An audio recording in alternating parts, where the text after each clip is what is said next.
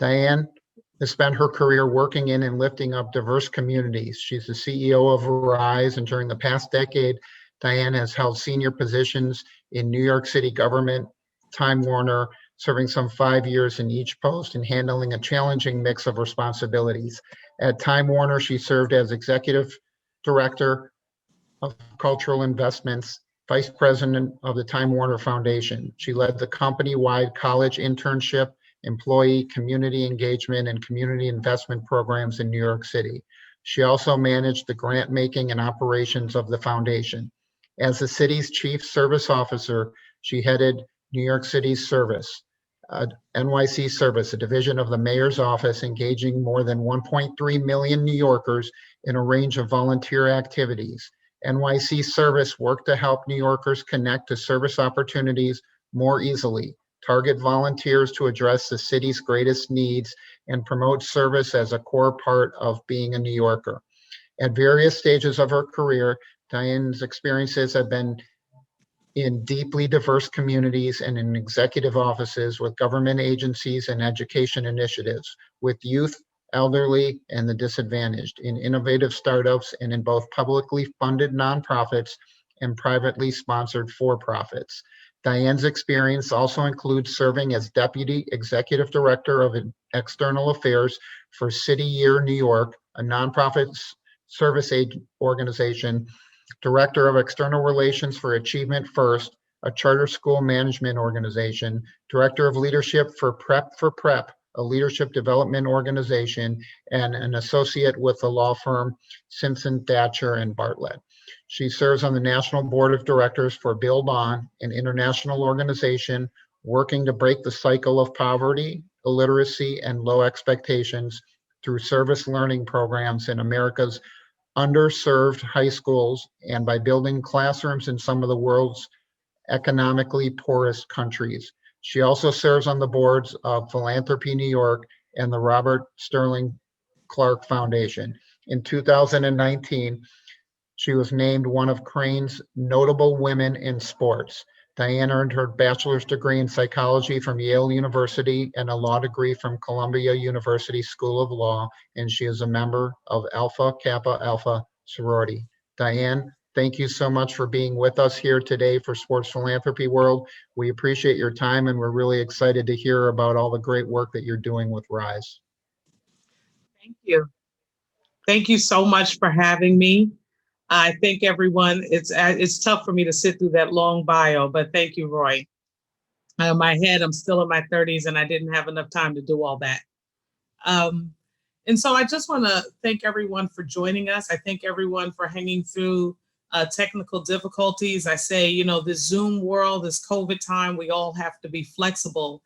And I don't know how much of the recorded session with me and Paul Tagliabue played earlier, but that's something he and I talk about, this need for flexibility as, you know, we go forward and seek to have impact in the future.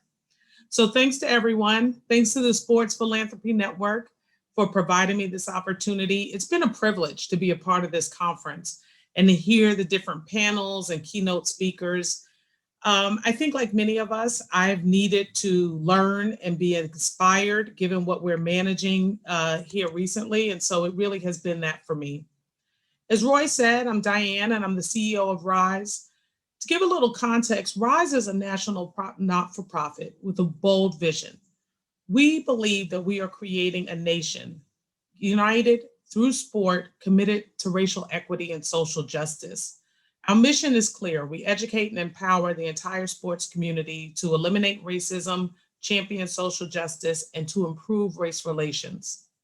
Our programs equip coaches, athletes, executives with the tools and the skills to be leaders in addressing matters of racism, prejudice, diversity, and inclusion.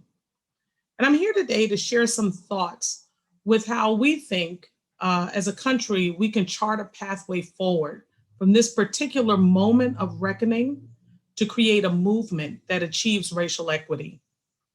In my opinion, when that 8-minute and 46-second video began circulating on May 26th of George Floyd's killing, which had happened a day prior, It served for many as a straw that had broke the camel's back.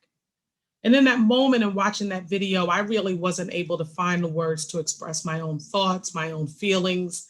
I was so caught up in hearing George Floyd express his. And in that moment, I also believe, though, a larger percent of our population than ever before couldn't find words either. Because a larger percent of our population than ever before maybe saw, and this is things that folks have shared with me, that both individual and systemic racism are maybe more real than we had supposed. And since that day, we've grappled mightily with this understanding. And I think we've begun to have this much needed national conversation about race. Sometimes the conversation has been neither pretty nor pleasant because I think we've begun to talk openly and honestly and collectively about racism and its impact. I've seen a greater level of true empathy and accountability from many. And I'm not a Pollyanna, I know not from all, but from many. I've had conversations with leadership at almost every major professional league, colleges of every division, corporate partners, community organizers. And the resounding question 5 months later is, where do we go from here? And what is the next step? Because I think so many of us understand the importance of this moment. It has begun to set in that where we are at this moment is not exactly a place that we have been before. This is new territory. So how do we navigate a frontier where with every step we're reaching new ground? Today, I want to share some thoughts on what I think are the next steps. In the interest of time and clarity, I'm going to share 3 things that I think we have to do next. The first is continue to take action. Inaction is the enemy in this case. The second is I think we must develop systemic solutions to truly unearth a centuries-old systemic problem. And lastly, I know that there's no easy way forward and success requires that we keep the faith. And I think we have to be relentlessly optimistic in the face of anticipated challenges if we're going to get this next step right. Centuries ago, Henri Balzac wrote, "It's easy to sit up and take notice. What is difficult is getting up and taking action." And the sports community has really helped to spur our nation from a moment to a movement by taking decisive, quick, and purposeful action. The Rams leadership sat up and took notice of the killing of George Floyd, and they took action. RISE facilitated a more than 2-hour-long town hall with more than 200 members of their organization in June, inclusive of front office, coaches, staffs, players. And it was one of those powerful experiences that RISE exists to support. Folks of all races shared authentic feelings during the town hall. In the follow-up, it has been clear that addressing racism head-on together is fostering growth at that organization, and it is an organizational priority. I will remember for the rest of my life when George Hill, the Milwaukee Bucks, and later the NBA ignited a strike across sports. They did not simply sit up and take notice of how Jacob Blake and his family were treated, but they also took action. We all watched as tennis champion Naomi Osaka donned 7 masks during her journey to victory at the 2020 US Open. A single individual took action in an almost silent and yet incredibly powerful way. The sports community has begun to really put words into action. And now we need for all to follow with more action. What comes next for the sports community to end racism and champion social justice will only be achieved through long-term intentional action. Inertia will not lead to change. So a decision to do nothing, to say nothing, or to engage in performative acts are not a part of what we must do next. The need for swift, decisive, purposeful action, combined with long-term strategic action, leads me to my next recommendation. Our next steps must include solutions that are systemic because the problem is systemic. In the United States, we have some inequitable systems that have been built over centuries. And at RISE, we really educate on a lot of things, but one of those things is the difference between individual acts of racism and systemic racism. And the next steps must include solutions to both. This year, we celebrated the 100th anniversary of the 19th Amendment, a change to our most basic guiding political document, a change that reflects the reality of systemic oppression and what's required to overcome it. At the founding of our country, only 6% of our population could vote, white, land-owning men. Since then, some of our nation's most prominent moments have improved the democratic process to include people of color and women. The Civil Rights Act of 1964 ensured all men and women of age had the right to vote. The 24th Amendment outlawed all poll taxes or tax fees used to discourage poor people from voting.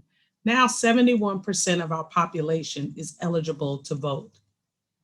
The original voting plan is a clear example of systemic oppression, and the trajectory of voter enfranchisement in this country needs to be applied to other systems that started as exclusionary. One of the ways RISE empowers the sports community to champion social justice is by encouraging civic engagement in the voting process. Two collegiate partners in this area have just been amazing.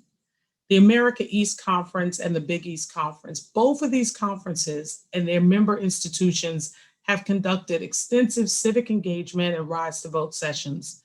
DePaul, in fact, became the first Big East member institution to have every single student athlete registered to vote. Both conferences have made explicit long-term commitments to addressing diversity and inclusion with RISE. America East has held a Spread Respect Forum for coaches, student athletes, and administrators. I can personally attest that the conversations are powerful and honest. The actions that follow from these forums have been authentic and sometimes challenging. We've conducted leadership training with student athletes in both conferences, and they make me realize that the future is bright. RISE works diligently, guided by the belief that inclusive leaders with the requisite skills and a collective commitment to change will create an equitable society.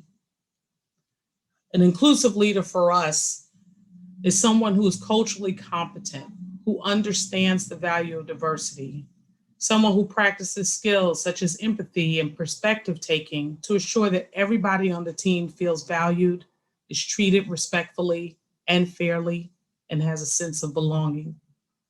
To get even kind of more granular for us, inclusive leaders have 6 traits. They have a visible commitment to diversity and inclusion.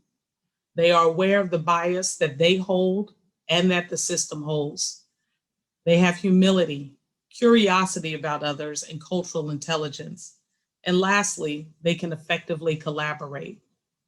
Developing inclusive leaders and creating inclusive communities must be a part of our next step. This is a way to positively impact the various vehicles, from policies to traditions to institutions, that drive systemic racism. Fannie Lou Hamer, whose image hangs in my office, once said, "Nobody is free until everybody is free." For everyone to be free, we must continue to evolve our systems from exclusion to inclusion. Lastly, I in no way want to oversimplify the road ahead. The challenge before us is great, and it can, at times, feel too large to overcome. In only one part of a single year, we've had to witness aftermaths of the deaths of Ahmaud Arbery, Breonna Taylor, and George Floyd. And we know that they are examples of a larger reality. We've had verbal and policy attacks on inclusion, and they have been constant. The nation has endured orders that limit our national ability to even use the words to address our centuries-old problem so that we can unify and become better. And all the while, we have endured COVID and the disparate impact of COVID, because I think as a country, we have failed to have this racial and class reckoning before now. As time passes, we may see public support for this push for racial equity start to wane. National fatigue is setting in. I am no longer saddened to silence, but at times I do hear another Fannie Lou Hamer quote in my head. She said, "I'm sick and tired of being sick and tired." But that feeling is fleeting. It must be fleeting, because the most necessary next step to racial equality is for us to remain relentlessly optimistic. When it comes to defeating a relentless enemy, one needs to be just as relentless in pursuing justice. We must continue tearing down walls in our own communities and beyond. We must all persist together. We must collectively create a sea of change. I see real evidence of the sea of change. I've seen people who hold power and privilege in our society identify and condemn racism when they see it before them. In the face of a potential loss of revenue, and purely based on what was right and empathetic, we saw the leadership at NASCAR ban the Confederate flag at its events. And because this was not an easy decision or easy topic, they followed up this policy with an internal town hall to socialize this move to inclusion with their team at large. And who of us can ever forget the hundreds, if not thousands, of NASCAR drivers and pit members standing with Bubba Wallace, showing the world that we can identify with one another in ways that transcend our social construct of race. There is much to do to create full inclusion, but the tide has changed. Despite concerns of a global pandemic, our country is shattering early voter turnout numbers. This is in no small part to people like Patrick Mahomes or LeBron James, groups like RISE, and team franchise owners opening their doors to be voting sites. In the face of some of the greatest efforts at voter suppression, Americans are championing social justice by being civically engaged. Everyone here today is here today because we realize the power that sports can wield in our country. I invite you to continue to believe in that power and know that with that power comes responsibility and the ability to activate change from the grassroots to Capitol Hill. At RISE, we are in the business of changing hearts, minds, and behaviors. An increased demand for our services suggests that there are more hearts and minds open to change than ever before. We've been leading the sports world in response to racial injustice for 5 years now. We've reached more than 110 sports partners, more than 17,000 athletes, coaches, and fans. There are more people doing this work than ever, and there is more work to do than ever before as the country figures out what comes next after this cultural revolution. I implore you to take action, look for and take part in systemic solutions, and keep the faith. And of course, I wouldn't be a very good CEO if I did not invite you all to do all those things with RISE in the years ahead. I'm excited now to share a conversation with someone that has come to mean so much to me in the past 2 years. I wanted to always add value here today, and I always gain so much from talking and listening and picking the brain of someone that I think is probably one of the best strategists of our time. So I invite you guys to get another look at a small video by RISE and then see a conversation with me and one of my board chairs, Paul Tagliabue. Thank you so much. The only thing greater than sport is the spirit that rises from it. That spirit unites cultures, races, backgrounds to work toward one common goal. In a dark world, sport grows its power.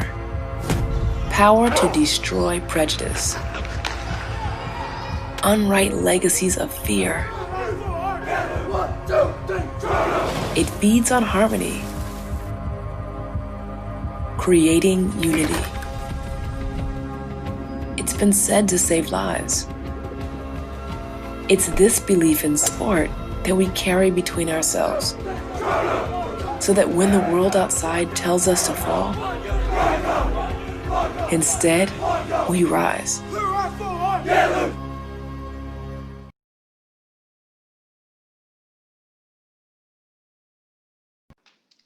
So good afternoon again, everyone. I am so excited to have RISE's board co-chair and the former commissioner of the NFL, and someone who I have really come to value over the past 2 years, here for a conversation to continue some of what I brought up in the keynote, in my keynote speech, but really to add more value and more thoughts, because again, I have really gained from them, and I hope that one of the things we offer to you during this conference is that you gain from hearing from him as well.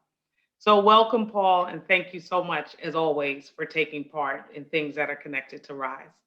Well, I'm delighted to be here and anxious to hear your questions and see what light we can shed on the issues.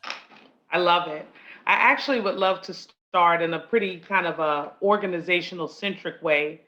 And I'd love to hear you articulate what to you are the key goals for RISE?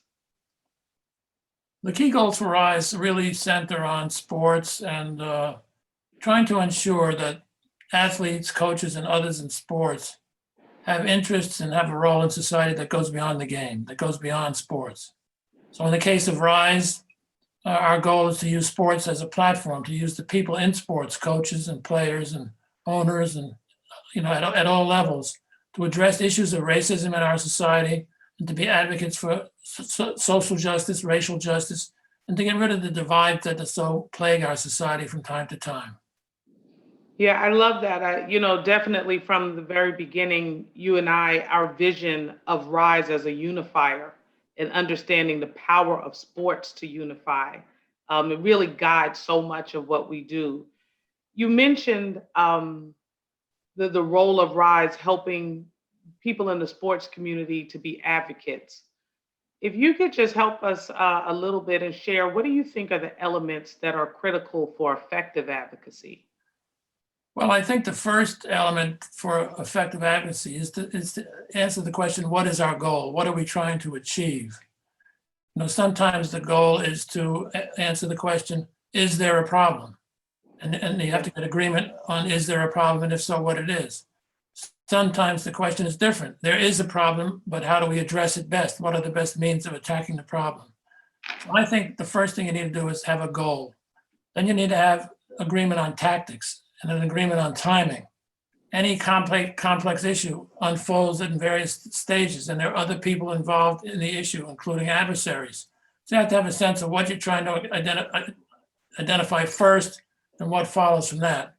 And then the last thing, I think you need to be specific as to the sequencing, and you need to be flexible. For me, that in many ways is the most important thing. You need to be flexible in terms of your tactics, not in terms of your principles. Your principles should be firm and your goals should be firm, but your tactics have to take account of the environment and have to take account of how people are responding to your pitch. And in too many cases, I see people start out with a goal and a tactic, and they get stuck with the status quo in terms of how they're dealing with the issue, and they become less effective than they should be. Absolutely. I couldn't agree more. And not to bring everything back to the NFL, but you and I have recently been discussing the success of NFL votes. I think it is it is a great current example of really impressive advocacy as we see record numbers of voter turnout already across the country, which is amazing.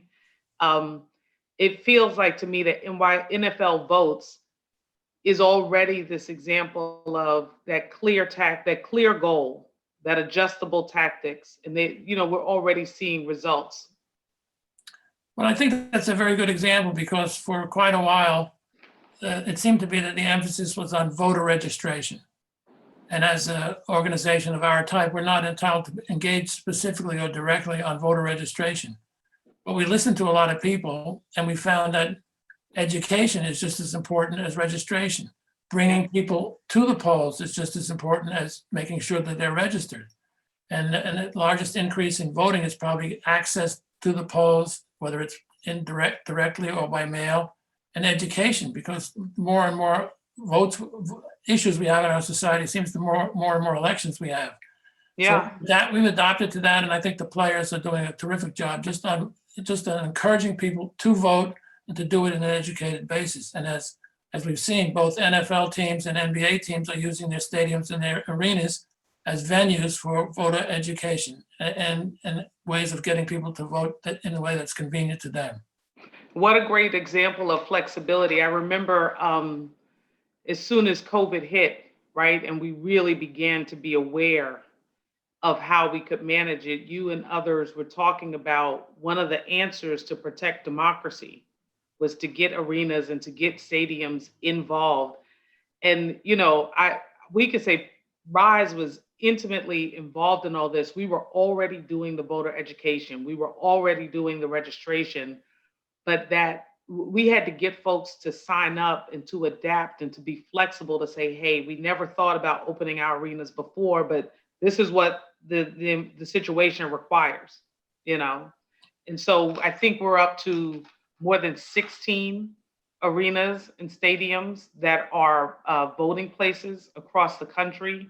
We've got more than 30 NFL teams who've had campaigns not only impacting their numbers, but they've had events that are impacting the numbers of their communities that they sit in. So I really think they did a great job, and they did a great job adjusting to the situation, being flexible. Well, it's a good example of what I see as the difference between structural problems and problems of conduct.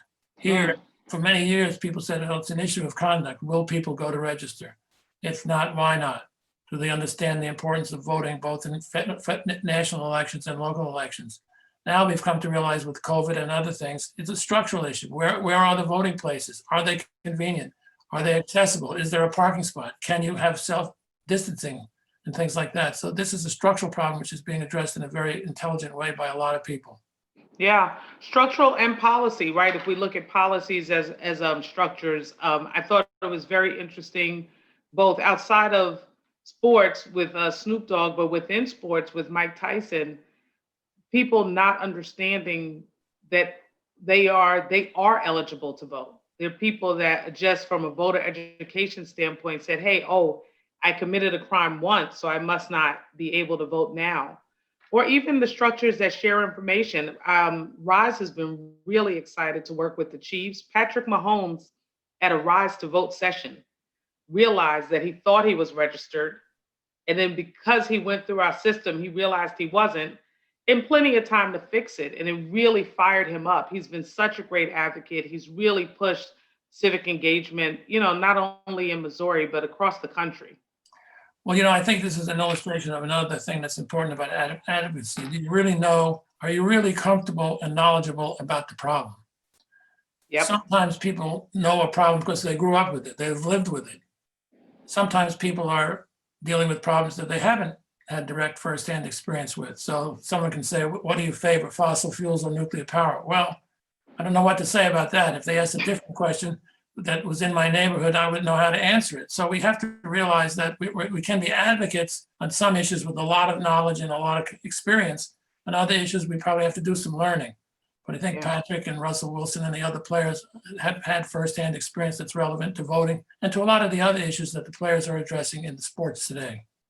Yes, and I love that we see it going across sports. I mean, you and I have mostly spoken about football, but I think the Spectrum Center in Charlotte and the learning that they did as an organization and how they've led in the space, being open in North Carolina for all of early voting, engaging the community, and seeing their coach, Coach Barrero, really lead on this and his players follow. We've seen it across leagues, and I'm just super excited about it. You've said before, so I got a little bit of a cheat sheet, that you see there are connections between the keys to successful advocacy and winning in sports. And so what do you see as some of the similarities between those two things? Well, I think the first thing is you have to have a game plan. So you need to know what's your goal and what's your plan for achieving the goal. Are we going to try to defeat this team with a strong defense to neutralize their offense, or are our chances better if we go with a high scoring game? So it's offense against offense. So you need a game plan, you need a set of goals. Beyond that, I think there's a lot to be said about teamwork. There's a lot to be said about specialization. In football and other sports, specialization is important. And in many cases, when you're an advocate on a social issue, a justice issue, there are other organizations that are dealing with it full time, and they're specialized. So if you're not specialized and well informed, you won't be successful. And the last thing I think is in some ways most important for athletes, coaches. Advocacy is a full-time problem, full-time challenge, a full-time occupation. So people are doing it 24/7, 365 days a year, which it's impossible for a professional athlete or even a collegiate athlete or a high school athlete to do this 24/7, 365 days a year. So you need to do a couple of things. One of them is to have partners and allies so that your organization and its points of view can be present in the workplace all year round, and not just in the off season when you have the opportunity to be committed rather than to be playing your sport. And that's, of course, one of the reasons where RISE fits in. RISE is there 365, 24/7 as an advocate, in the lead position, but sometimes as a supplement to other people. Absolutely. I talked about that a little bit in my speech, right? Like we've been here for 5 years. This is what we're built for. This is what we think about. This is what we think about how to do as best as we can, the same way that the athlete and the coach tries to figure out how they execute in their special field as best as they can. I also talk about, and before I go to my next question, I want to thank you. A lot of my speech was focused on next steps. And I really feel that in this conversation, you are giving some great next steps on what people across the country need to do for us to keep moving this needle towards equity. And I know you and I have discussed briefly Warwick Dunn's conversation yesterday morning and how impressed and moved by it we were. But you also have a personal connection to him. And so I wonder, just to round out, as we talk about what the next steps are, we've talked about organizationally, we talked about on the societal level, but personally, any ideas on what you think is next, and any takeaways from kind of what Warwick shared yesterday that ties into that? Well, I think so. Warwick is always very thoughtful, and he always has thought-provoking ideas. But I took away one thing right at the beginning: the importance of reaching out to people with other experience, with deeper experience than you have. And he talked about the wonderful opportunity he had to deal with Tony Dungy and Tony's wife, Lauren. But I think implicit in everything he said and in what he does, that he also knows that he can be a person that others can reach out to. So you have to understand, you can look for experience and you can provide experience. I think that's the first thing about Warwick. The second thing is that you should strive in your life to have something that's important and of great value to you besides your profession.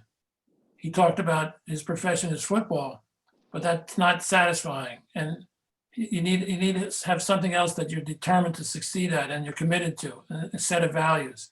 So I think Warwick is very, very instructive, and he gets better as he gets older. Most people, it's the other way. You get weaker as you get older. Wow.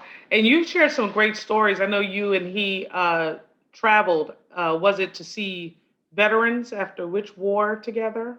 Yeah, well, I used to, when I was at the NFL, I would go over to Europe during the Afghanistan and Iraq wars to have players and coaches visit with the troops. And in Warwick's case, we used to go to a military hospital in southern Germany.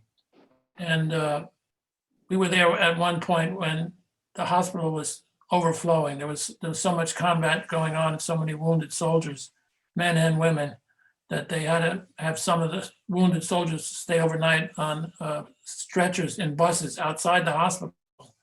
And when Warwick learned about that, he said, I'm going to go out there and spend my time in one of those buses or one or more of those buses tonight and just talk to the troops, talk to the men. And he did that.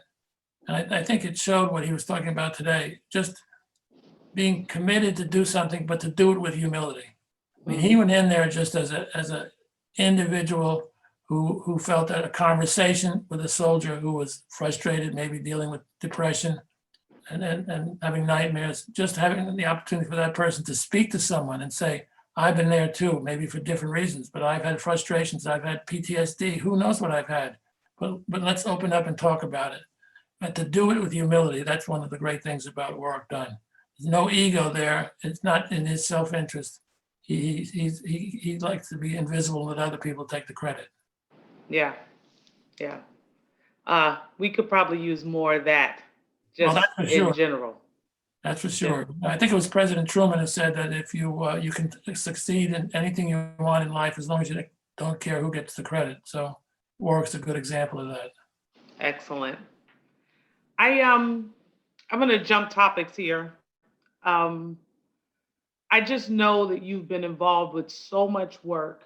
Back to that giving credit and acknowledging just people that have played important roles. And I know that you and I have talked about Coach Eddie Robinson. But I want to talk about, I would love to talk about him and what you are sharing with folks as the role of, as far as the role of HBCUs and the development of the NFL. But from the perspective of why it's critical for organizations to build inclusive communities, and what difference that makes. Well, I think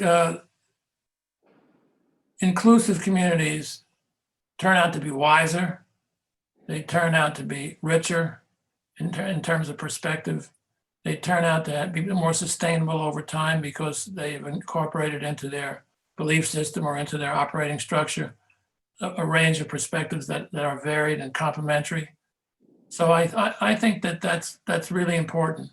And what Eddie Robinson did at Grambling for 5 decades or more is an example of him understanding that he was dealing in a society which for many of those years was segregated in terms of higher education. But his mission had to be to prepare his players, his men, to deal in that society, to thrive in that society, but also to try to change that society in ways that would be effective.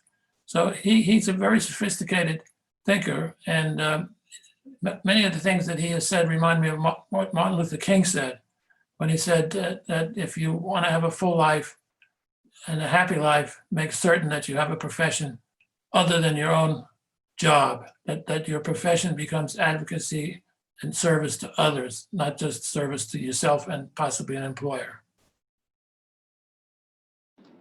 Wow. What would you say, Paul? And I'm gonna leave you alone soon. But what would you say to the person that says, I'm not Warwick Dunn, I'm not Paul Tagliabue. How do I lead and what do I offer? Well, I think that everyone needs to be confident. I think self-confidence is a prerequisite for most things we're talking about. But I think people need to understand that these problems are not solved by rules. They're solved by individuals. And everyone is in contact with other individuals. Everyone can have an opportunity to join an organization, whether it's a neighborhood organization, a church organization, a civil rights organization. And so individuals in the end are very, very important to solving problems and to just as important to understanding what problems there are. So speak out candidly, speak out thoughtfully, and don't be afraid that you might be criticized. That's one of the things that we're learning at RISE. It's easy to have conversations with people that you agree with. It's not so easy to have conversations with people who you disagree with. But until you start disagreeing and trying to find out what you have in common with someone, until you understand why someone holds the views that he or she holds, you can't solve a problem. Absolutely. I talk a bit in the speech and just about some of the town halls that RISE has supported organizations to have. And I think that's one of the key things that happens is everyone in the organization gets to listen and hear, and then they can figure out, right? They can learn from one another. And then from that, they figure out what they want to speak up about, what they want to step up and do. And then I would say on the leadership front, listen, you and I, we sit on the board. One of the board members is Steve Phelps at NASCAR. And so we have some real examples of people in power that have made some significant decisions this year, or Ethan Kaysen, who is the president of the Minnesota Timberwolves and the Lynx. And we also, I was just speaking the other night, student athletes at the University of Texas. There's just a few of them decided to have a petition, push it out there, and they are really behind sweeping changes that are being made at one of the biggest university systems. So, I think we've seen leadership at all levels. Exactly, and I think there are more and more opportunities for that as we deal with social media, as we have technology changes. My son is involved with an organization that deals with LGBTQ issues, and they have training sessions for people in the New York area. Now that they're online, there are people from all over the country, big towns and small towns, participating in those sessions and being energized. And the other thing you talked about was, and I mentioned, is understanding why a person thinks the way they do think. Just the other day, I was watching a program about end-of-life care for people who are terminally ill. And one of the advocates said, this is so important, and we think it's so obvious. We couldn't understand why some of the AME churches, some of the African-American ministers were in disagreement with us. And so we went to speak with them. And it was not, their objection was not directly to what we were talking about in terms of care and in terms of opportunities to use medication and other things dealing with end of life and hospice and things like that. Their opposition was based on the fact that for so many decades, maybe even centuries, African Americans were used surreptitiously by governments as subjects for experimentation without them even knowing it. So he said, once you start talking about experimenting with people, I and my community have a lot of skepticism that you and your community might not have. And this woman said, wow, I never dreamed that's why you were opposed to our position. He said, well, I'm not opposed to your position if you can give me assurances that certain things won't happen. It's a great understanding. You got to go out and listen. Listen is one of the most important things in terms of bringing people together. Listen, learn, and then act. Absolutely. At RISE, one of the key skills we teach folks is perspective taking. So you have to listen, but then you also sincerely have to be able to put yourself in someone else's shoes. Right. Someone is expressing to you why an entire community lacks a trust that you may just automatically have. Right. So you've got to, put yourself in their shoes. I definitely, we're seeing it on the tech side. We've had a number of companies say, hey, we need someone to support our technology. It'll help us with COVID tracing and tracking people. And I just look at them and I say, listen, an African-American community talking about tracking people, that's not a great starting point. Let's start someplace else. Right, exactly. And that might be in every community. I don't even think now that's necessarily limited to the African-American community. Well, Paul, I thank you as always for sharing your thoughts and making the time. I hope that we have helped people to figure out what's next and what do we do next and how do we continue to move towards racial equity, and that they should do it by partnering with RISE. I have one expression in terms of what's next. I used to say when I was at the NFL, if it ain't broke, fix it anyway, because it can always be better. And there you go. Some of the attitude we have at RISE, and I think it's shown today in America in terms of how people are adapting and adjusting, identifying problems and agreeing to challenge the status quo and come up with things that are better for everybody. Absolutely. Thank you. Thank you for all you're doing, and have a great conference. Take care.